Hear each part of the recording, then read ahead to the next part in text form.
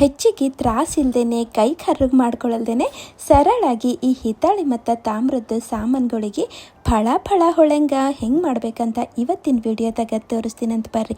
ಮತ್ತೆಲ್ಲ ನಮ್ಮದು ಅಡುಗೆ ಮನೆಗೆ ಸಿಗ್ತಾವ್ರಿ. ಒಂದ್ಸಲ ನೀವು ಟ್ರೈ ಮಾಡಿ ನೋಡ್ರಿ. ನಾ ಇಲ್ಲಿ 2 ಚಮಚ ಸಕ್ಕರೆ, 1 ಚಮಚ ಉಪ್ಪು, 2 ಚಮಚ ವಿನೆಗರು, 1 ಚಮಚ ಯಾವ್ದಾರ ಲಿಕ್ವಿಡ್ ಡಿಶ್ ವಾಶ್ ತೊಗೋಬೇಕ್ರಿ. ಮತ್ತು 2-3 ಚಮಚ ನೀರು ಹಾಕಿ ಚಂದ ಕಲಿಸ್ಬೇಕ್ರಿ. ಪೂರ್ತಿ ಕರಗಬೇಕ್ರಿ. ಮತ್ತು ಏನಿಲ್ರಿ, ಚಮಚಲಿಂದ ಹಿಂಗೆ ಹಾಕ್ತೀರ ಆಯ್ತ್ರಿ. ಎಲ್ಲ ಕಡೆ ಹತ್ಬೇಕ್ರಿ. ಅಷ್ಟೇ ಸ್ವಲ್ಪ ಕೈಲಿಂದ ಒರೆಸ್ತೀರ ಆಯ್ತ್ರಿ. ಈಗ ನಮ್ಮ ಮನ್ಯಾಗ ಯಾವಾರ ಸಣ್ಣ ಸಣ್ಣ ಈ ಹಿತ್ತಾಳಿ ಮತ್ತು ತಾಮ್ರದ ಸಾಮಾನುಗಳು ಇತ್ತು ಅಂದ್ರೆ ಇದ್ರಾಗ 1-2 ಸಲ ಮುಳುಗಿಸಿ ತೆಗೆದ್ರ ಆಯ್ತ್ರಿ. ಮಸ್ತ್ ಹೊಳಿತಾವ್ರಿ.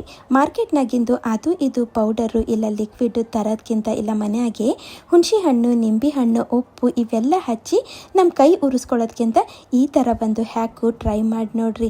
ರಿಸಲ್ಟ್ ಅಂತೂ ಪಕ್ಕ ರೀ. ನಾನು ನೋಡ್ರಿ ಟ್ರೈ ಮಾಡಿದ್ಮೇಲೆ ನಿಮ್ಗೆ ತೋರಿಸ್ಲತ್ತೀನಿ ರೀ. ಇದೆಲ್ಲ ಮಾಡಿದ್ಮೇಲೆ ಚಲೋ ನೀರು ಹಾಕಿ ತೊಳೆದು ಬಟ್ಟೆ ತಗೊಂಡು ಒರೆಸಿ ಇಟ್ಟೇವಂದ್ರೆ ಝಳ ಝಳ ಫಳ ಫಳ.